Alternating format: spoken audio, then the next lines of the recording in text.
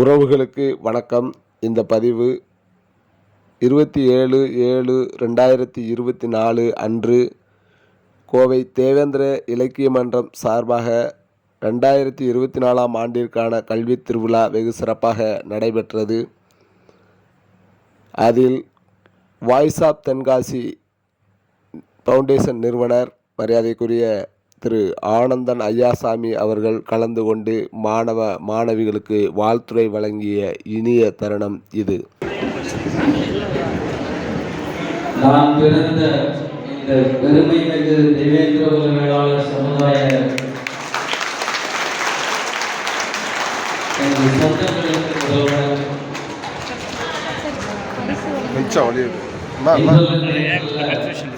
25 ஆண்டுகளாக ஒரு கலங்கரை விளக்கமாக, கல்விக்காக ஒரு அடையாளமாக, மிகச்சிறந்த ஒரு முன்னெடுப்பை ஒரு அரசு அதிகாரி இன்றைக்கு தமிழகம் முழுவதும் 145க்கும் மேற்பட்ட சாதனையாளர்களை இங்கே ஒருங்கிணைத்து நல்லதொரு விழாவை நடத்தி கொண்டிருக்கும்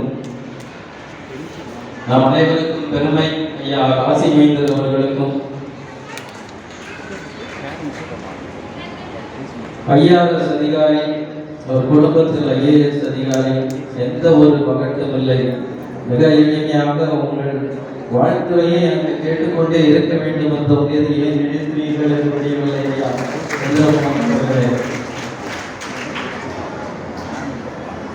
சகோதரர் லோகநாதன் அவர்களே, இங்கே வந்திருக்கும் பெரியோர்களே, இந்த முன்னெடுப்புக்கு உறுதுணையாக இருக்கும் உங்கள் அத்தனை பேருக்கும் முதல்க்கும் வணக்கம். ஒரு சில நிமிடங்கள் என்னை பற்றி இங்கே வாழ்த்துறை புகழுரை வழங்கினீர்கள். இது எனக்கான புகழுரை என்று தெரிந்திருந்தால் நான் வந்திருக்க மாட்டேன் ஐயா. நான் இந்த 145 குழந்தைகளுக்காக தென்காசியிலிருந்து நமக்கு நோய்வுற்று வர வேண்டும் நினைத்து அந்த குழந்தைகளுக்காக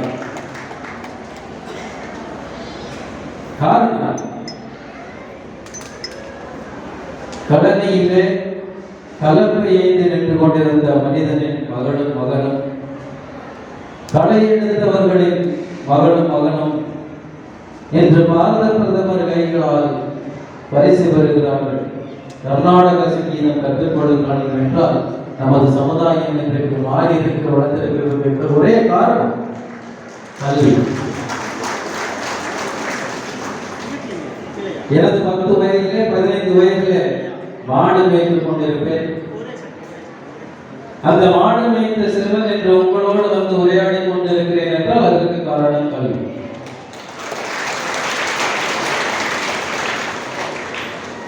இங்கே இருக்கும் ஒவ்வொருத்தருக்கும் ஒரு ஸ்டோரி, ஒரு கதை, சொல்லக்கூடிய நல்லதொரு கதை, கடந்து வந்த பாதைகள். நான் மாடு மேய்த்தேன், நான் தீப்பெட்டியை விட்டேன், வெடிமருந்து செஞ்சேன், கட்டட வேலைக்கு போனேன், பசிக்காக களவாடியும் உண்டேன். எல்லாம் பாட்டோம். இந்த மாதிரி எல்லாருக்கும் அந்த ஸ்டோரி இருக்கு. ஆனால் இதுதான் நமக்கு வரலாறா?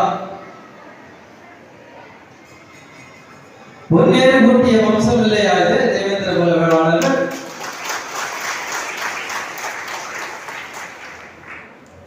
நீங்க மல்லர் எந்த குலம் சொல்லலாம். உண்மையில் இந்த நிலத்தை, கரடுமுரடான நிலத்தை பதப்படுத்தி அந்த ஏர் கூட்டுவதையே பொன்னேர் திருவிழா என்று ஒரு சடங்காக செய்த இனம் இந்த இனம். காலப்போக்கிலே அடையாளத்தில் இழந்திருக்கலாம். ஆனால் கடந்த 20 வருடங்களில் 30 வருடங்களில் அந்த சமுதாயம் மேலெழுந்து வந்து கொண்டிருக்கிறது, வேகமாக வந்து கொண்டிருக்கிறது. காரணம் கல்வி. அவர் இந்த அரங்கத்திலே 10 IAS அதிகாரிகளை பார்க்கிறேன் என்றால் நான் 100 IAS அதிகாரிகளை பார்க்கிறேன்.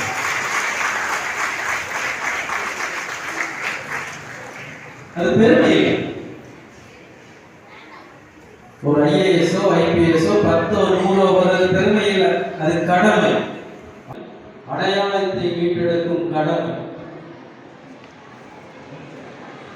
ஏதோ பிறந்தோம், வாழ்ந்தோம், கூடி கழிச்சோம், போய் சேர்ந்தவன் இருக்கக்கூடாது. அடுத்த சந்ததிக்கு நல்லதொரு முன்னுதாரணமாக இங்கே சாதனையாளர்கள் மட்டும்தான் நினைவு கூறப்படுகிறார்கள். ராஜராஜ சோழன் மட்டும்தான் நினைவு கூறப்படுகிறார். எல்லாருமே பெரிய கோபுரம் கட்ட முடியாது. நம்ம குடும்பத்தில் சேரிட்டி பிகின்ஸ் இருக்கும். நம்ம குடும்பத்தில் நம்ம சந்ததிகள் அடுத்த தலைமுறை வளர்ந்து வரக்கூடிய அவங்களுக்கு ஆரம்பம் இருக்கக்கூடிய கடமை நமக்கு இருக்கு. எல்லாராலும் முடியும், கல்வியால் முடியும். இன்றைய தினம் ஜூலை 27 ஒரு மகத்தான நாள். ஒரு மிஷனரி எஜுகேட்டர், இன்னோவேட்டர், சுதந்திர இந்தியாவின் 11வது குடியரசுத் தலைவராக இருந்த ஏபிஜே அப்துல் கலாம் அவர்களின் நினைவு தினம். ஒரே மதமாக இருக்கலாம், வேறு இனமாக இருக்கலாம், ஆனால் நம்ம எல்லாருக்கும் அவர் சொல்லி சென்றது, காட்டி சென்றது எல்லாரும் சாதிக்க முடியும். ஒரு பேப்பர் போட்டு கிடந்த ஒரு சிறுவர் கல்வியால் மட்டும் குடியரசுத் தலைவராக அளவுக்கு உயர முடியும். உலகத்துக்கே ஒரு பார்த்து வியக்கக்கூடிய ஒரு நபராக வளர முடியும் என்று சாதித்து காட்டியவர் ஏபிஜே அப்துல் கலாம் அவர்களின் தினத்திலே இந்த நிகழ்ச்சி நடந்து கொண்டிருக்கிறது. அவரை ஒரு இன்ஸ்பிரேஷனாக நம்ம எல்லாரும் எடுத்துக்கணும். 2 விஷயம் தான் ஐயா சந்திரமோகன் அவர்கள் சொல்லி சென்றார். விடாமுயற்சி, பெர்சிவரன்ஸ். அதை தாண்டி முதல்ல பயம் இருக்கக்கூடாது. இன்னைக்கு நீங்க காலேஜ் போறவங்களுக்கு, பள்ளி முடிச்சுட்டு காலேஜ் போறவங்களுக்கு மன ரீதியாக எவ்வளவு துன்பங்களை அனுபவிப்பீர்கள் என்று தெரியும். நீங்க ஒரு ஸ்காலர்ஷிப் வாங்குறதுல இருந்து எழுத்து சொல்லுவாங்க. அந்த வலியும் வேதனையும் தெரியும். அதற்கான விடிவு பட்டியல் வெளியேற்றமாக இருக்கும். அது நடந்தே தீரும்.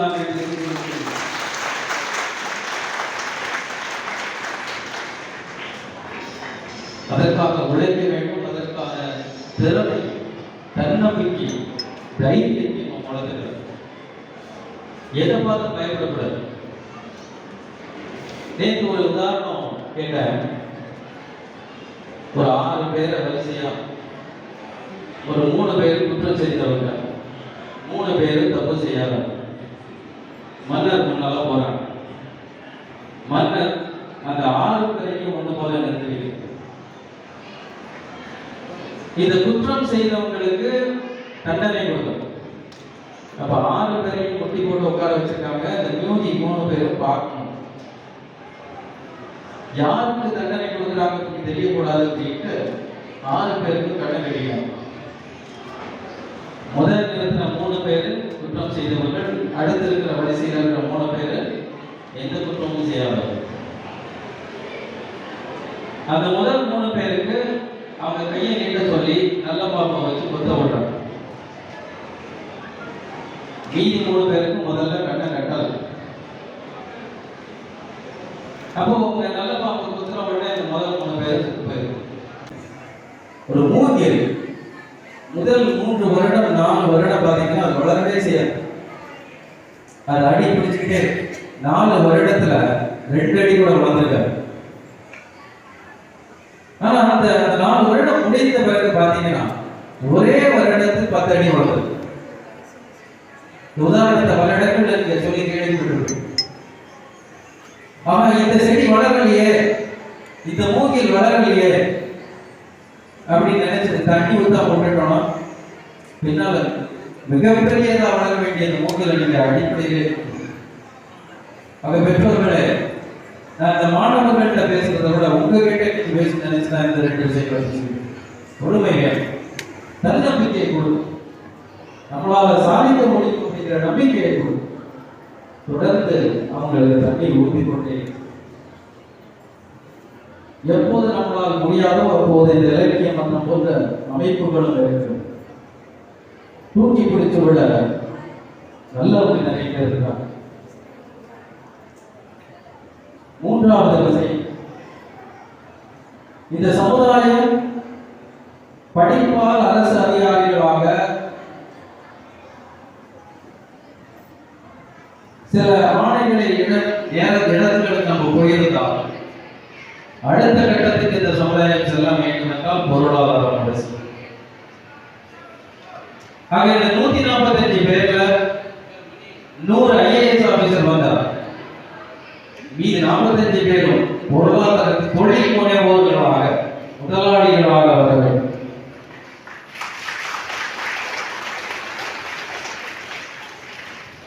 வெறும் பெயர் மாற்றத்தினால ஒன்றும் மாற்ற போறது நமக்கு நல்லா தெரியும். நிலம் அதே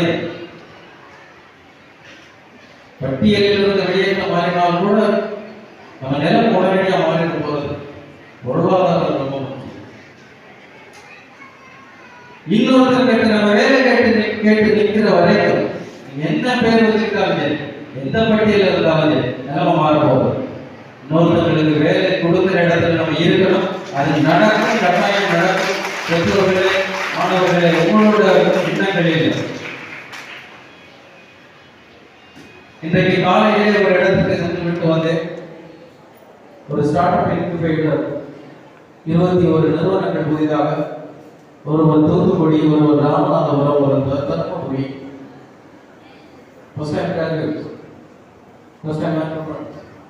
எந்த பேக்ரவுண்ட் இல்லாம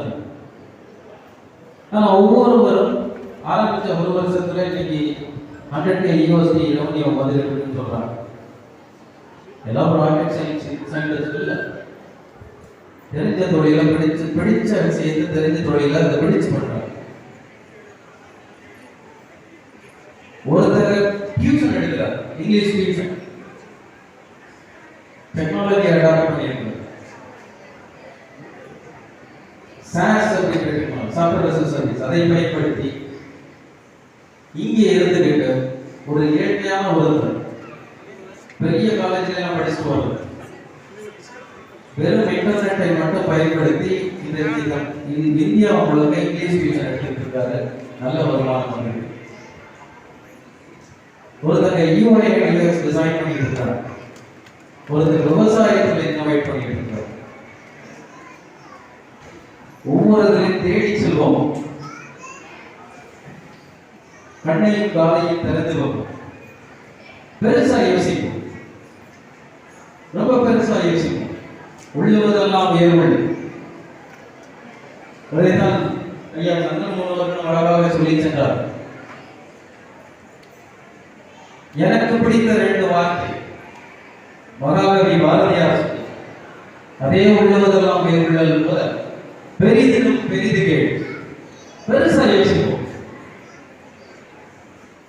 இன்னைக்கு அரசியல் இந்த சமூகம் பெருசா வரணும் யோசிப்போம். ராக்கெட் சயின்டிஸ்டா வரணும்னு யோசிப்போம். மிகப்பெரிய தொழிலதிபர்களா வரணும்னு யோசிப்போம். ஆளுமைகளாக வரணும்னு யோசிப்போம். ஆனா என்ன நடந்தாலும் நம்ம குடும்பத்தையும் வந்த பாதையும் சொந்த பந்தத்தையும் மறந்துடாம, பூர்வீக கிராமங்களை மறந்துடாம, விதையை மறந்து விடாமல், ஆணிகளை மறந்து விடாமல், பாதைகளை மறந்து விடாமல் பயணிப்போம்.